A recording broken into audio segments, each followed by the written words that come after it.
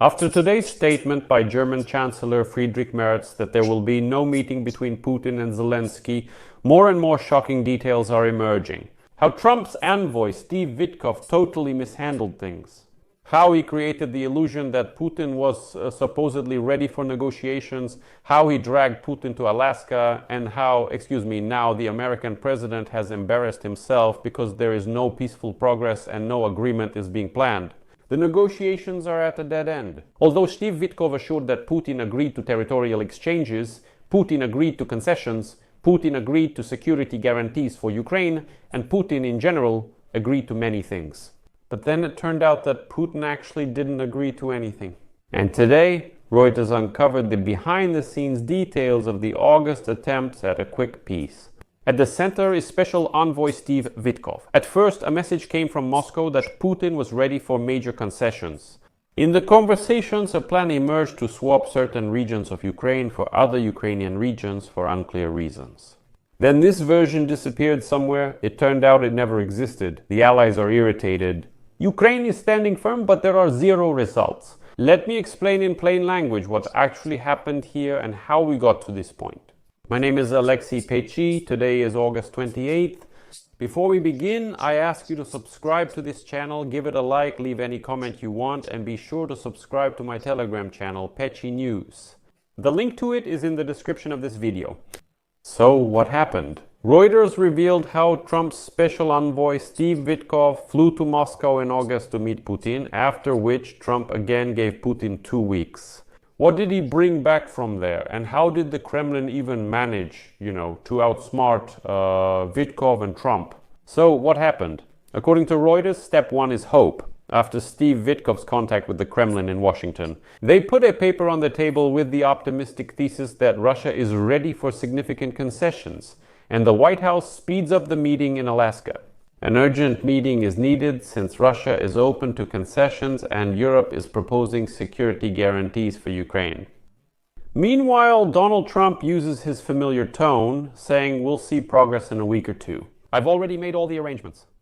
If not, then we'll change our tactics and there will be very serious sanctions against Russia. Step 2 is the temptation to take the shortcut. After a few days, this term concessions from the Russians in the mouths of the interlocutors turns into the phrase exchange of territories. Steve Witkoff brought word to Washington that Moscow is open to concessions, but he couldn't specify which ones. And it turned out that the concession is actually an exchange of Ukrainian territories. And here everyone made a fool of themselves. Steve Witkoff, United States Vice President J.D. Vance, and United States President Donald Trump. Because they were all shouting that Moscow was ready to make very significant concessions, and then they had to somehow get out of it. Just the other day, J.D. Vance stated that Moscow was ready to make concessions. And do you know what those concessions are? That Moscow is giving up on changing the political regime in Kyiv, giving up on the idea of establishing a puppet government in Kyiv, and has abandoned the idea of capturing all of Ukraine. These are Moscow's main concessions.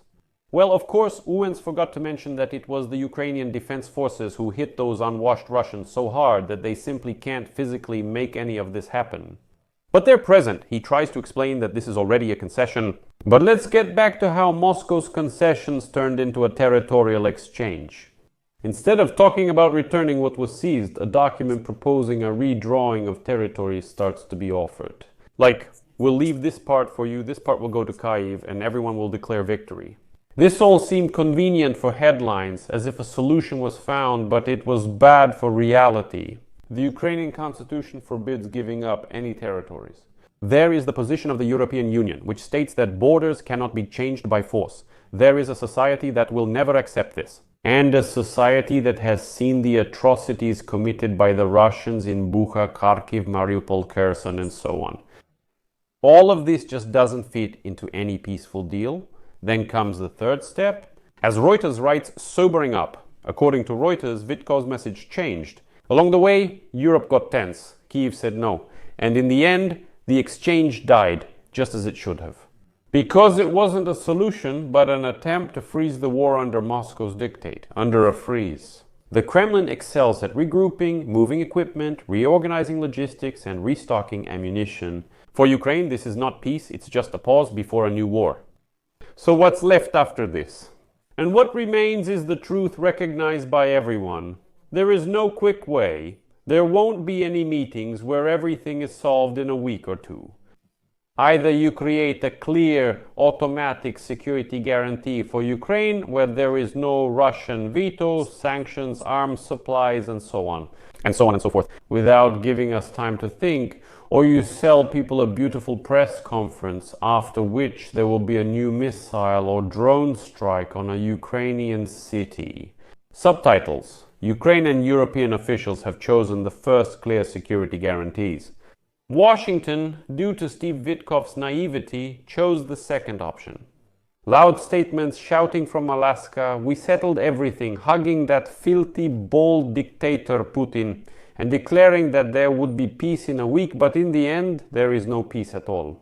Where is Trump in this story? Right where he always is. He loves deadlines and loud slogans. He says there will be serious sanctions and the tactic may change in 2 weeks. The audience already knows how to distinguish noise from action. If the sanctions hit the really sensitive spots, that's oil, banks, the shadow fleet, and so on. So that's not just noise. Okay, I'll be the first to say, listen, I was wrong about Trump. He's doing a good job. If the story ends in 2 weeks, we'll hear about it again in a few days. Zelensky and Putin will meet in Kiev amid air raid sirens, so Trump's comments are just empty talk. Like this whole story about Steve Witkoff bringing real lies from Moscow to Washington, like all of this affecting the future peace agreement, paradoxically it's a benefit. As long as the land swap idea wasn't buried, it was taking the oxygen away from real ideas because everyone kept going around discussing and debating it. Now it's easier to focus on what really matters: security guarantees for Ukraine. At the same time, the so-called economic pressure is ramping up, and in this situation, Moscow is very uncomfortable. No veto rights in the guarantees and no simple exit. Call this peace. I'm not romanticizing this. Any guarantee system will be costly and flawed. That needs to be understood. There will always be skeptics who ask, what if this doesn't work? Yes, everything might not work if you leave even the slightest mechanism of this legal veto for Moscow inside. That's why there's this mantra that without some kind of Russian involvement, if you break the rules, you get punished. That's it.